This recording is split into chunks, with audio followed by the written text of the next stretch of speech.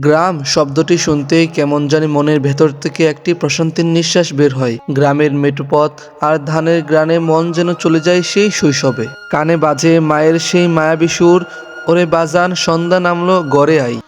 আর গ্রামের মানুষগুলো বেশ সহজ সরল হয়ে থাকে। আর গ্রাম কোলাহলমুক্ত, নিরিবিলি, সুন্দর একটি সময় আমাদের উপহার দেয়। আর গ্রামের সৌন্দর্যের সাক্ষী হতে আজ নিজেই চলে গিয়েছিলাম দিলালপুর ইউনিয়নের মাইচর গ্রামে। আর শীতের সবজিগুলোর মধ্যে অন্যতম সবজি হচ্ছে ক্ষীরা। উদ্দেশ্য ছিল ক্ষীরা বাগান থেকে নিজ হাতে পেরে ক্ষীরা খাবো, সেটা পূরণ হয়েছে। আর নিজ হাতে ক্ষীরা বাগান থেকে পেরে ক্ষীরা খাওয়ার মজাই আলাদা। আর সেখানকার মানুষের ব্যবহারে আমি মুগ্ধ হয়েছি। এই জন্যই বুঝি মানব সৃষ্টির শ্রেষ্ঠ জাতি। সবুজের ছোঁয়াতে বেঁচে থাকে প্রাণ, ফুল ফুটে, পাখি গায়, মাঠে হাসে ধান। সবুজের মাঝে হৃদয়ে বাজে শান্তির সুর, প্রকৃতির কোল জীবনের এক মধুর।